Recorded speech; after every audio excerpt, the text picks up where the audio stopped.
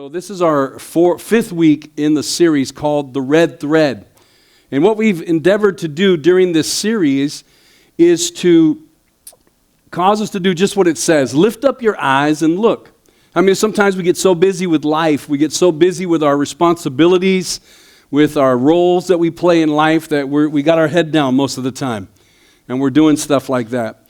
And we're just so busy until Jesus said, don't say 4 months, then comes the harvest, but lift up your eyes and look on the fields, for they are white unto harvest already. In other words, the opportunity for us to make a difference is right there. It's not down the road, it's right in front of us.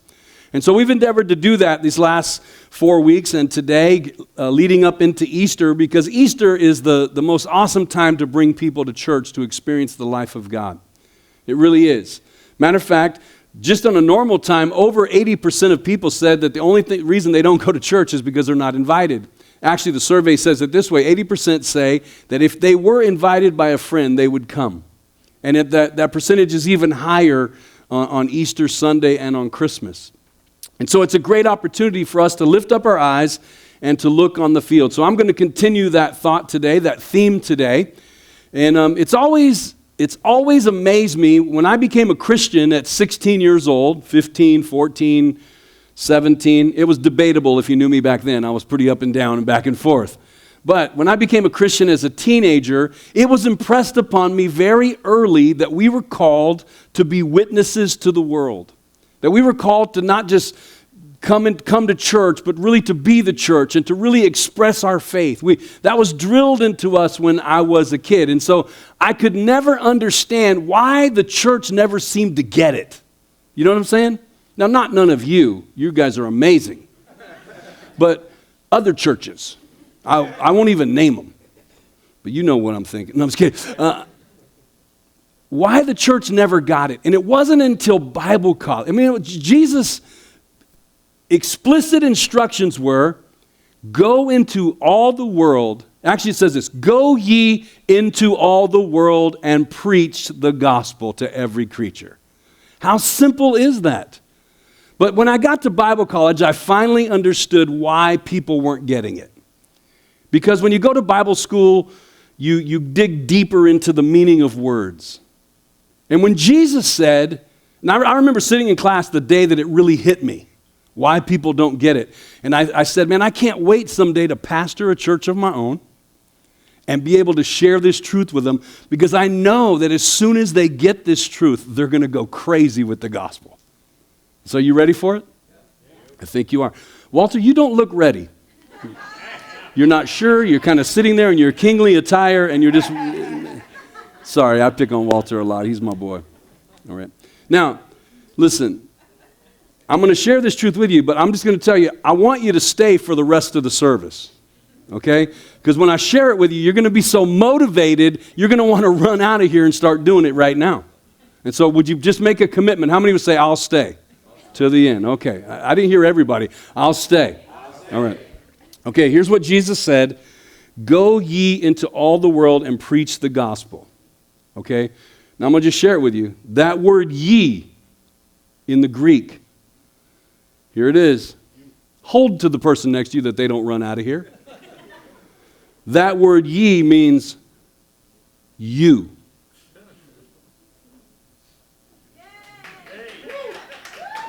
Now,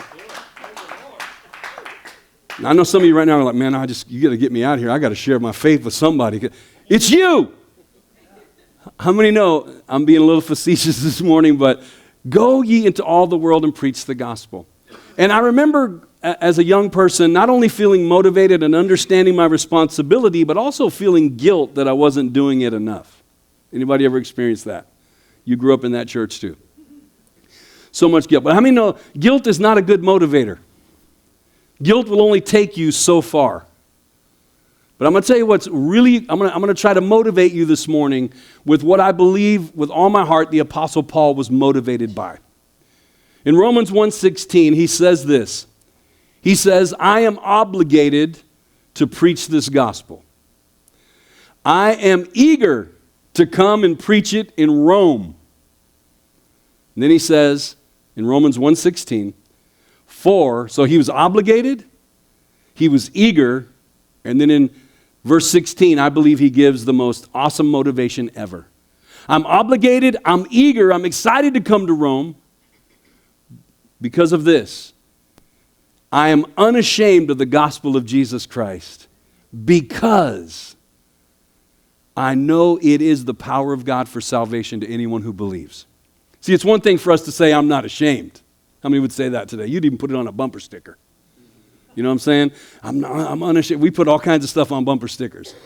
You know, my favorite bumper sticker was the little fish with the feet on the bottom. That was the Darwin fish. Remember that fish? That was my favorite fish. I'll tell you why. Because I go, finally, the world is copying us and we're not copying them. But I used to go around on people's car, take their little fish off, turn it upside down, and just put now what? Just kidding. I never did that because that would be an admission of vandalism. Paul said, I'm not ashamed. It's easy for us to say I'm not ashamed of the gospel because this is America. It's not so hard to not be. But when Paul said I'm not ashamed and I'm eager to come to Rome, I want to tell you that was a big statement. Because he knew that when he was going to Rome, he would probably have to give his life. Matter of fact, even the close apostles around him said, hey, Paul, you went down to Macedonia, you preached, and you got beat up a little bit. Hey, Paul, you went over to Ephesus and you preached, and they stoned you. Paul was stoned for the gospel. Some of you are like, I can relate. Totally different thing. Totally different thing. Sean, different thing. I'm just kidding. They used rocks in the New Testament. So their rock and roll parties were way different. I'm just telling you. So Paul knew that. They said, look, you went down there, you were beat 39 times, 3 times, Paul. You were beat. But when you go to Rome, don't go to Rome, Paul, because they don't mess with the Romies, Paul. The Romies will not just beat you, they will not stone you, they'll not whip, they will kill you, Paul. And ultimately they did. They were right. And in knowing and understanding that, Paul said, I can't wait to come to Rome. I'm obligated, I'm eager, and I'm unashamed. I'm unashamed of the gospel of Jesus Christ, but then he gives us the key. Because I know it is. Say it is. It is.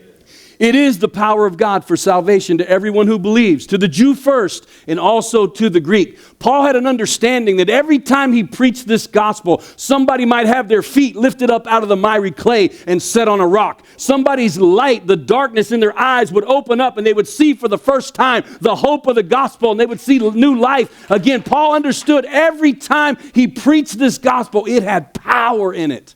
You see, the gospel's the only message that can answer the cry of the human heart. The gospel's the only message that can forgive us of our sins. And the gospel is the only message where we can discover our purpose for being on this planet. Amen. It's the gospel of Jesus Christ. There is no other message that can do that.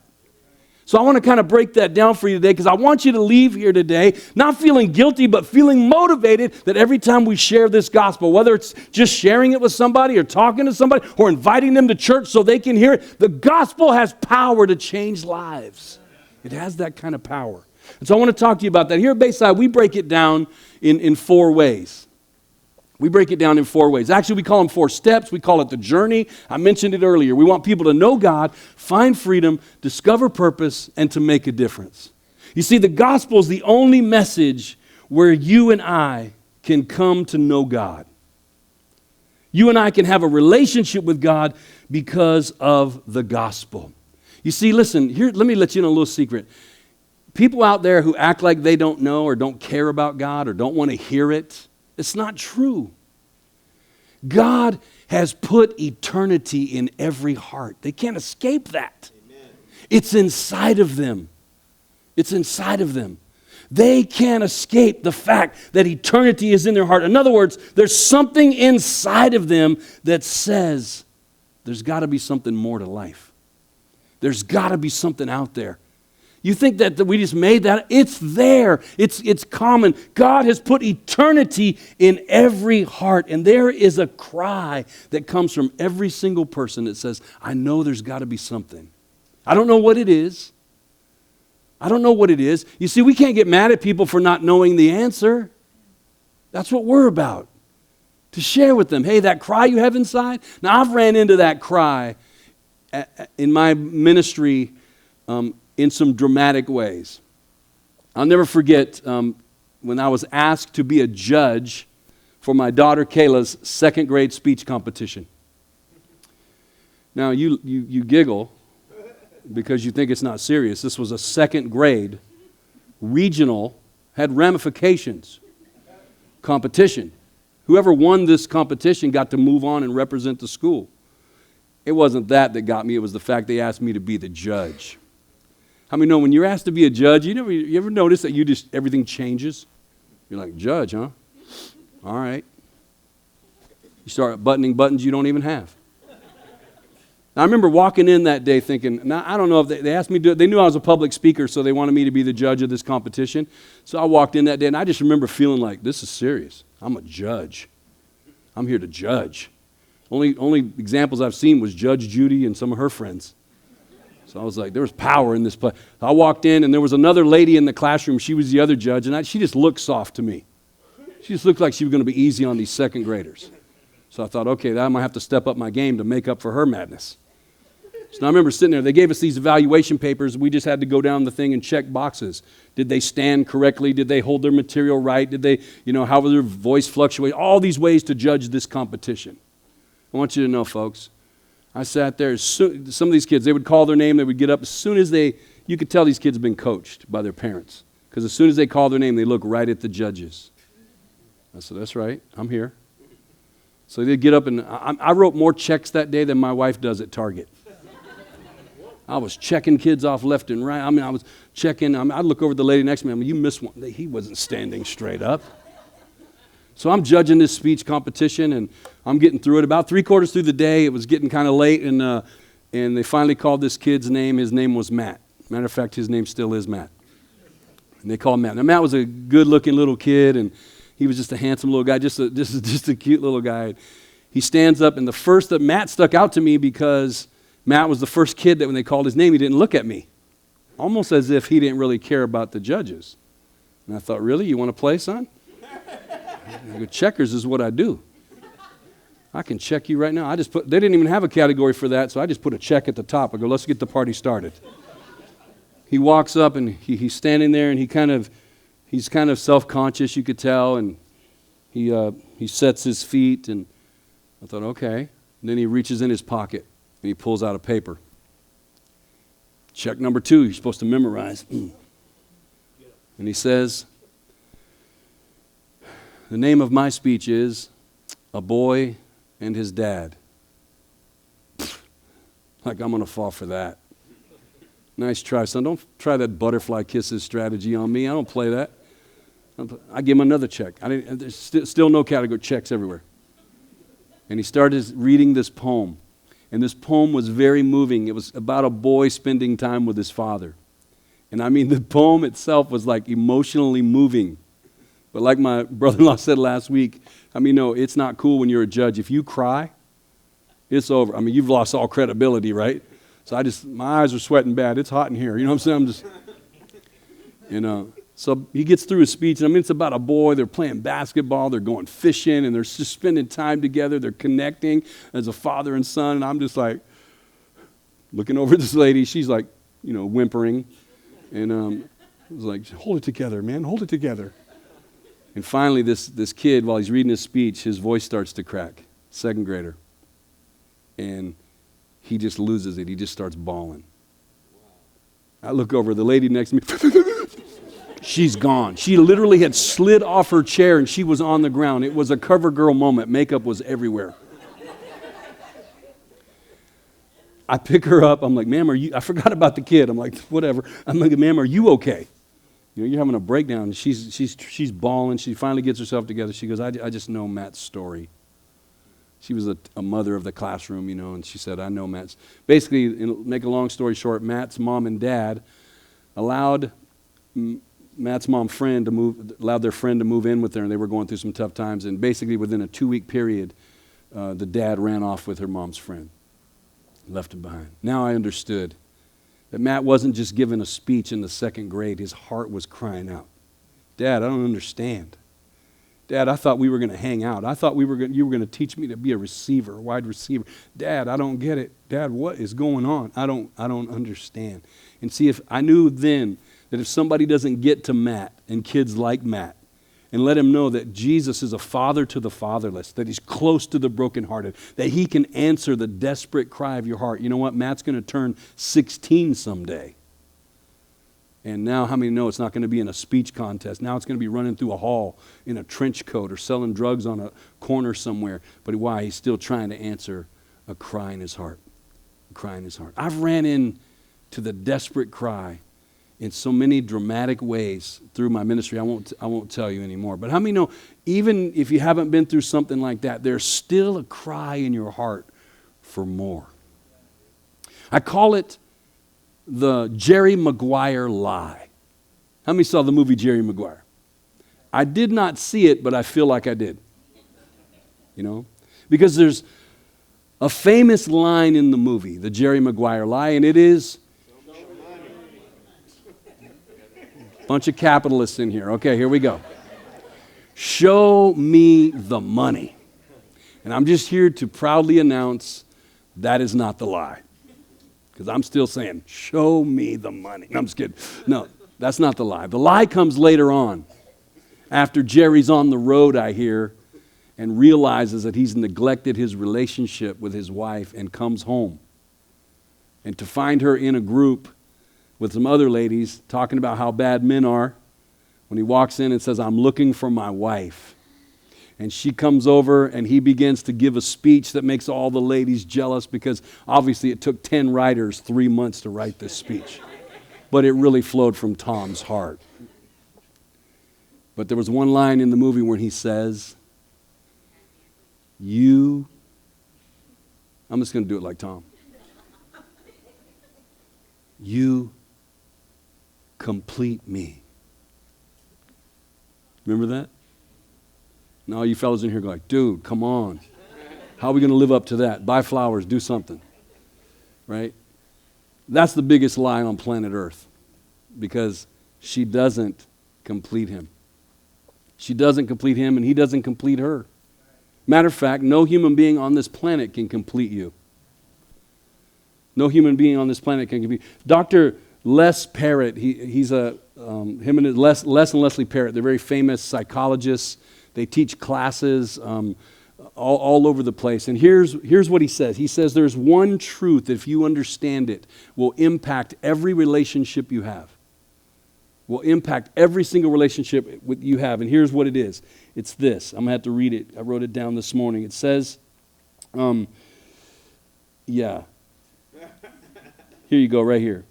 If you try to build intimacy with another person before getting yourself whole and healthy, in all your relationships, all you're trying to do is complete yourself. I'm going to read it again. If you try to build intimacy with another person before you have gotten whole on your own, all your relationships become an attempt to just complete yourself. And here's the thing, folks. No person, if you're looking for somebody else in life or something else in life to complete you, you're in for a big life disappointment because that's not going to happen. I'm not saying people can't help you on your road to recovery, on your road to wholeness, on your road to finding the journey we're talking about. But I'm telling you this, until there's only one person that can complete you. God, the Bible says God put eternity in your heart. But then it says eternity, God, calls out to eternity. Until that vertical connection is made, how many know horizontal will never complete you? Will never complete you. Who's that guy, Neil something, who started eharmony.com? You know, which is one of the most successful marriage websites in the world, even for success rates. Here's what he says. Dr. Parrott said, I asked him, they're good friends, he said, I asked him one day, hey, what's one thing you would say to people getting married, one advice? He goes, he thought he would sit back and kind of take time. He said immediately, it was right on the tip of his stomach, he said, I would tell people, get yourself whole before you get yourself married. Just like that. Why? Because he understood something, that until a person is whole this way, how many know this way is just going to be a mess? We're going to have struggles and issues. And there's only one message that can do this, and that's the gospel message. Only the gospel message can complete you and I. Only the gospel message, a relationship with God, is the only thing that can complete you. right? Then everything else is on the road. Number one is the gospel message, the only one where we can know God. Number two, we call it find freedom. We call it find freedom. This is where you begin to understand the price that was paid for your salvation and your wholeness.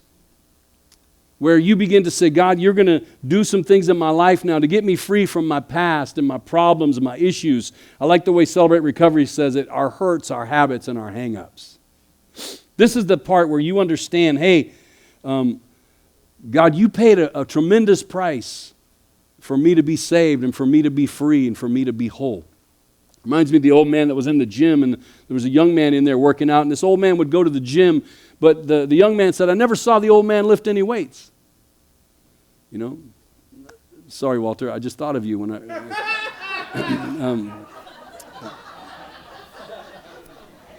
sorry, I don't know why. I just don't know why. I really don't know why.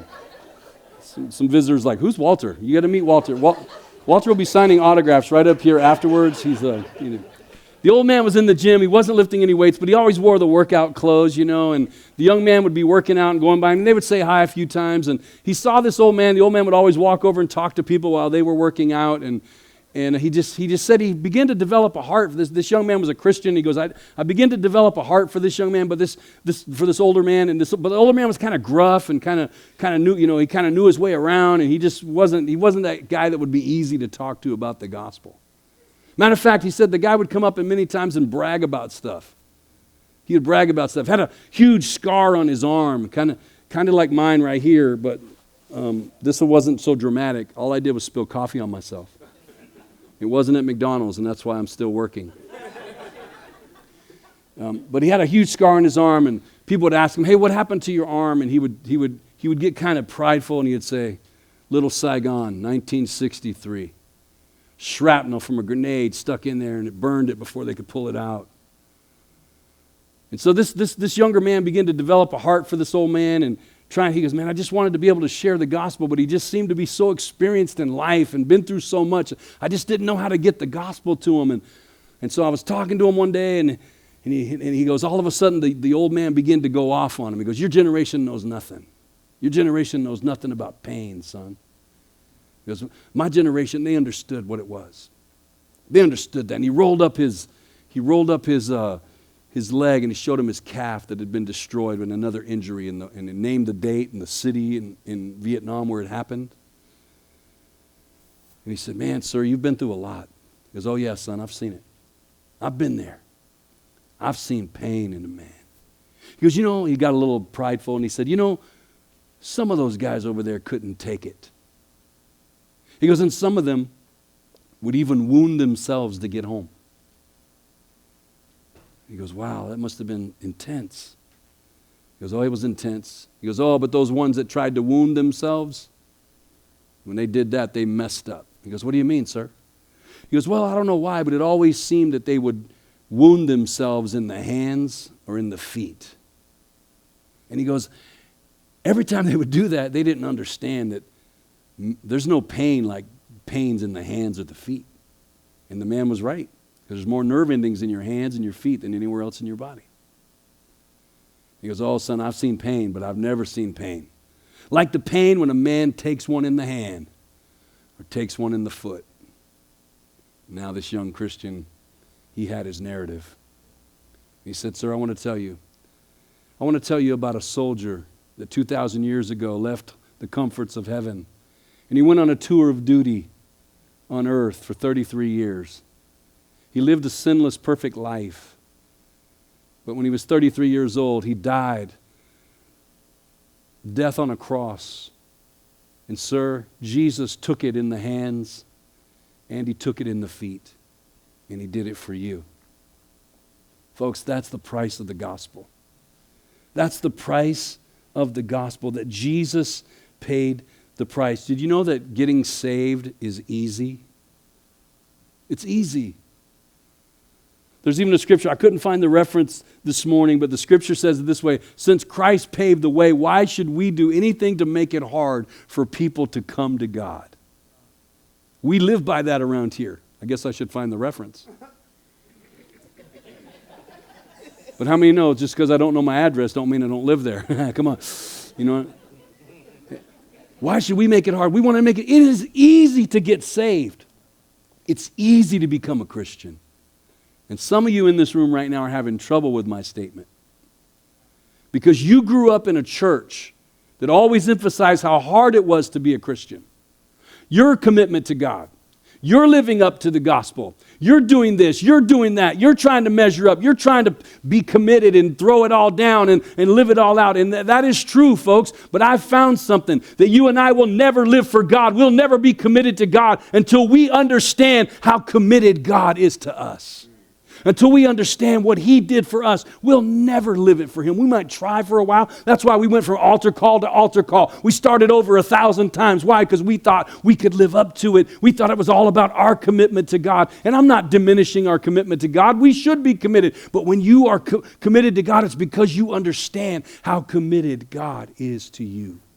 And how God is to me. You're not applauding or clapping or doing anything the way you should be right now. Because that's good. And you know good and well, I don't need you to do it. I can do it myself. That's right. I'll do it myself. Now, you know God, you find freedom. Listen, it's easy to be a Christian. Please don't mistake easy with cheap. It's not cheap to be a Christian. It's just easy. It's easy to become a Christian, but it's not cheap. Jesus paid the ultimate price for you and I to make it easy for you and I. It's not cheap. The ultimate price was paid. But we'll never be committed to God until we understand how committed He is to us. The gospel is the only message where you can know God. It's the only message where you can experience true freedom and wholeness in life. It's the only message for you to discover why you were created on this planet. Number 3. It's the only message where you can discover your purpose, your true purpose for being on this planet. Now, you've heard it said, we've said it here many times, 2 important dates in your life, the day you were born and the day you discovered why. The day you discovered why you were born. Listen, say this. God created me on purpose. It wasn't optional. God created me on purpose. And God created me for a purpose. You didn't have to say that part. I was just throwing it out. But thanks. Listen, God created you on purpose. You're no accident. You're no accident. And God created you for a purpose. And when you and I discover that, it's awesome. Listen, the Bible says, I'm just going to read this to you. You don't have to turn there, but if you want to jot it down and look at it later, make sure that I'm telling you the truth. The Bible says in 1 Corinthians chapter 12, verses 1 through 7, it says this. It says, now there are varieties of gifts, but the same Spirit. And there are varieties of ministries, but the same Lord. There's varieties of effects, but the same God who works all things in all people. But to each one, say each one, is given the manifestation of the Spirit for the common good. Each one is given a gift of the Spirit for the common good. Listen, every single person in this room, you have at least one gift that God has put in you. Amen. At least. You're no exception. You're no exception. You have a gift. You may not have discovered it yet, but you have a gift. And because you're no exception, you're also not exempt. God has called you to discover, develop, and then deploy that gift that He's given you. It's our responsibility that we discover that we have a purpose for being on this planet. I forget how to pronounce the dude's last name, but in a psychology class, they call it Maslow's hierarchy of needs. You know that we all have needs, right?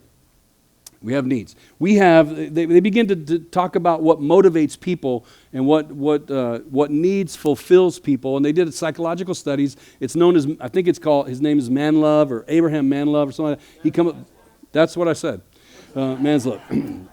His hierarchy of needs. And he lists the needs, and every single one of the needs I noticed had a truth and also had an exaggerated lie to it that could be taken out of control. For example, the first level of need is physical needs. How many know we have physical needs? You're like, this is church. I don't think we're supposed to talk about it.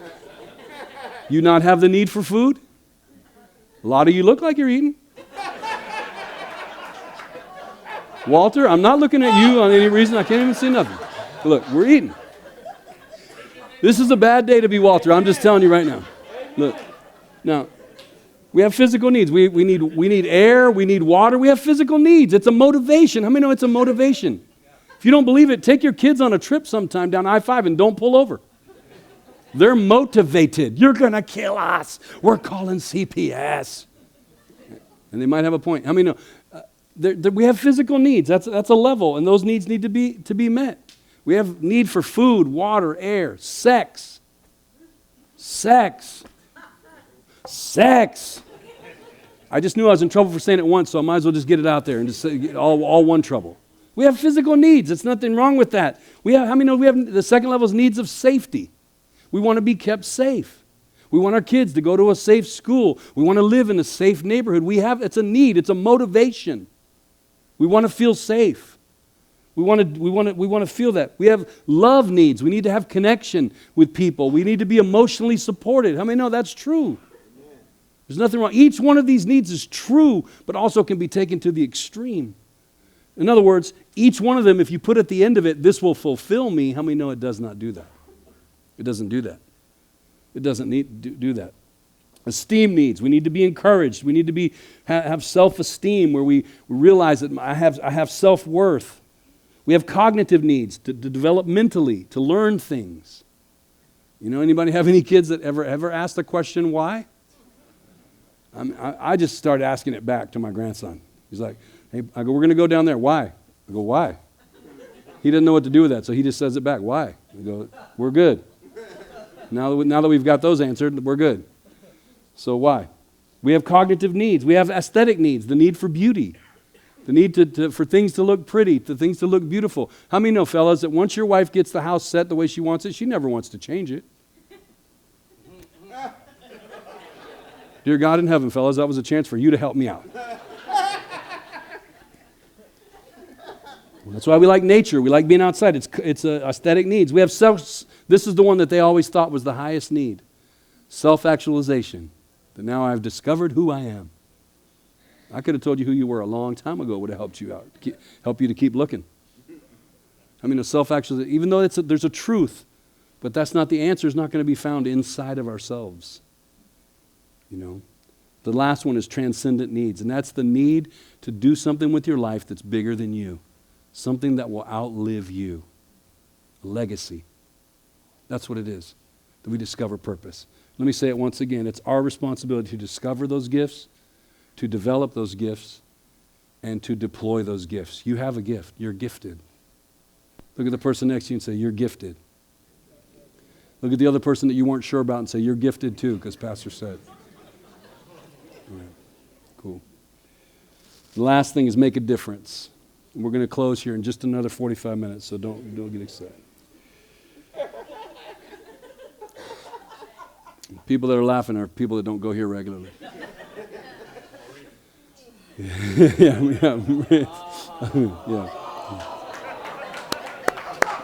Oh, thank you, Lord, for getting Maurice back, for picking on Walter so much. There you go. Yeah. Sorry, I don't know what's gotten into us today. All right. Only through the gospel can we know God. Only through the gospel can we discover true freedom. Only through the gospel can we discover our true purpose for being on this planet. That God has something great for you to do. And only through the gospel can we make a difference in the world. It's only through the gospel that we can make a difference, that we can live this kind of a transcendent life. Ephesians chapter 4, verse number 21, the Apostle Paul says it this way. He says, I urge you to live a life worthy of the calling you have received. Now listen to me as we close out today. You have received a calling from God. You and I, listen, we're not just here to suck air, to take up space, to handle problems and put out fires in our lives.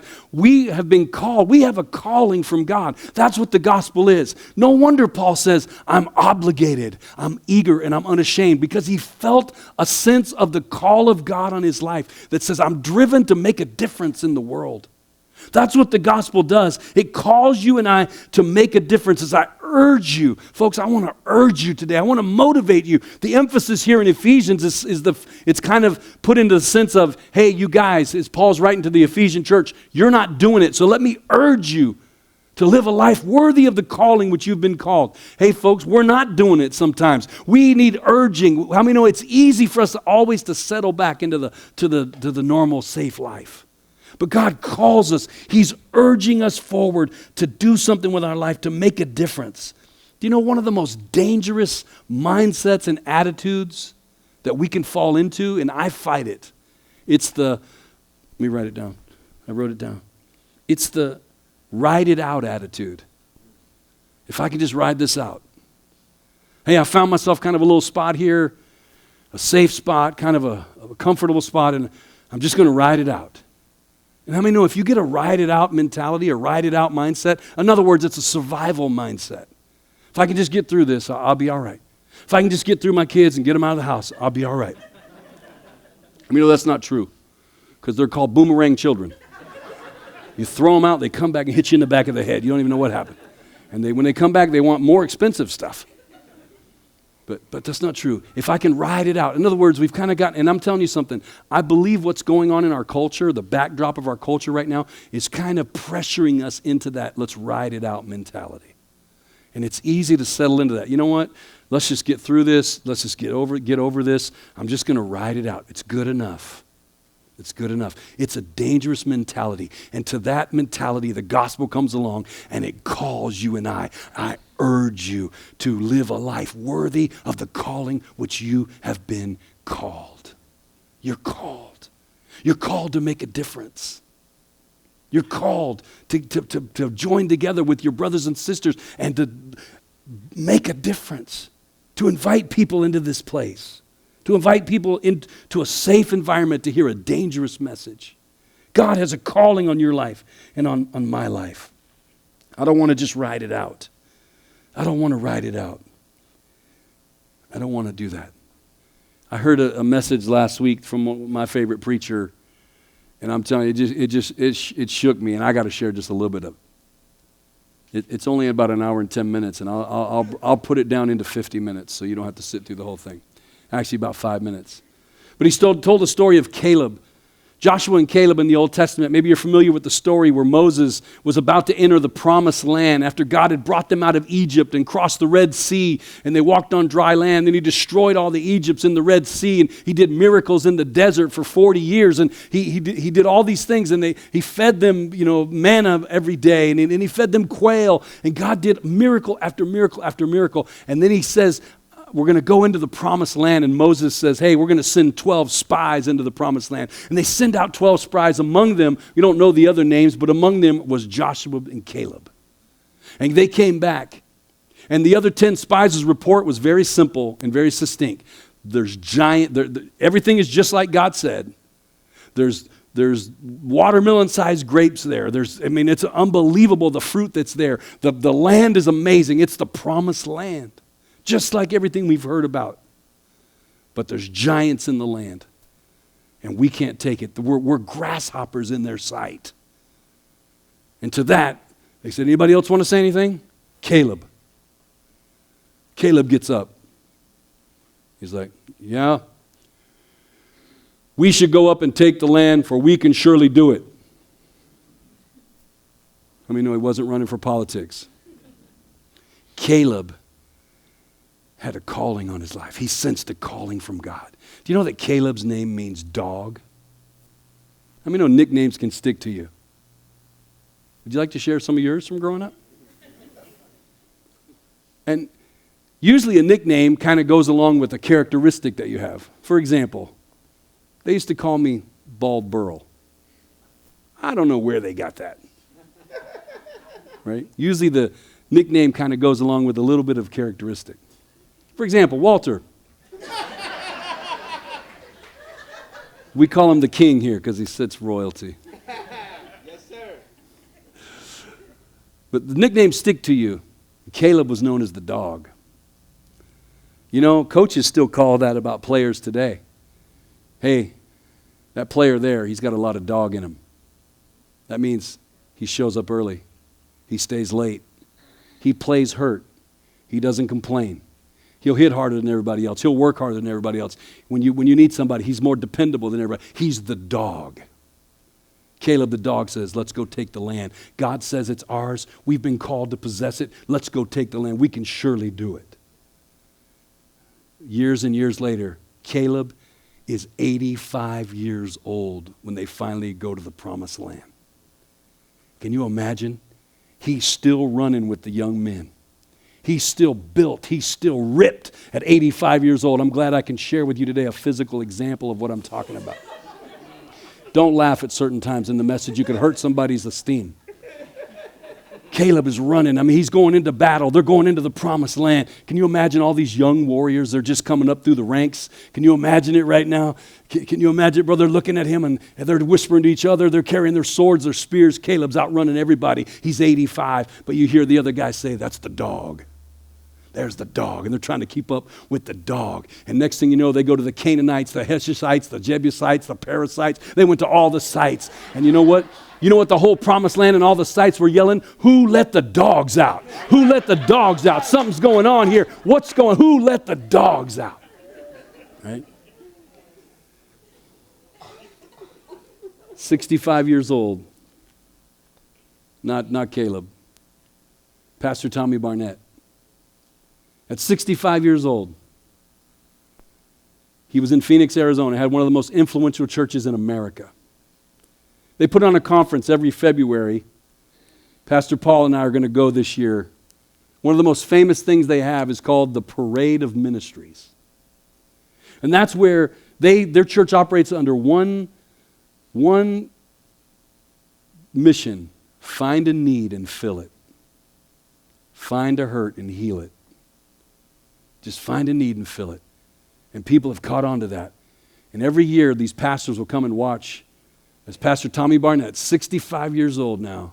He's been doing this for years. Church of thousands and thousands of people, as 180 some ministries get up and parade across the stage. They call it the Parade of Ministries. People that in the congregation said, I have a ministry to homeless women. I have a ministry to teenagers. I have a ministry to foster children. I have a ministry to autistic kids. I mean, one ministry after the other is represented. They're all dressed up in their different, and they call it the Parade of Ministries. 65 years old. Guess what mentality would try to come on Pastor Tommy? Ride it out. You've written books. You're known around the world. Just ride it out. It's good enough. But not the dog. 65 years old. He got a vision. I want to open a dream center in Los Angeles, California. And he went down and he found a hospital, 8-story hospital in the heart of Los Angeles. He said, I just got to raise a few $1 million. I think $8 million was just to get in the door.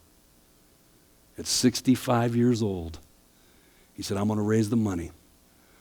I'm going to run and get people to sponsor me. I'm going to run from Phoenix, Arizona to Los Angeles, California and raise money. You say, oh, that's kind of cool. No, 65 years old. I'm 35 and I don't think I could do it. People are rude and mean, I'm just telling you. He said when he was 65 and he was running that race, he finally raised it. Over 29 times people have come to him and said, here, Pastor Tommy, here's $1 million for your ministry. 29 times in his life so far. Why? Because when you have a vision and a calling like that, money follows it. Money follows it. He's running, and you'll appreciate this, Scott. He's running it. His feet went from a size 9.5 to a size 12.5 by the time he hit. He had to stop in increments along the way and change the size of his shoes because of the swelling in his feet. He said every single joint and every single part of my body ached and hurt as I run every step of the way from Phoenix, Arizona to Los Angeles, California. Why? Because he had a calling. He had a calling. What motivated you, Pastor Tommy? Was it the children at night over there in L.A. that cry out? He goes, no, it wasn't that. He goes, that keeps me up and that motivates me for a while. He went through one thing after another. What motivates you? Finally, he said, I'll just tell you, it's the call of God that's on my life. That's what motivates me, because he's the dog. Well, you know what? The rest is history. This summer, our youth will be going to the Dream Center. They'll walk in where there's clothes ministries and there's food ministries. There's live-in ministries. There's live-out ministries. There's gang ministries. There's pet ministries, every kind of ministry. And I'm going to tell you, all over Los Angeles, California, they're still saying, who let the dogs out? Who let the dogs out? Why? Because somebody got a hold of the call of God on their life. God has called you. God has called me. I want you to bow your heads and close your eyes. Let's pray.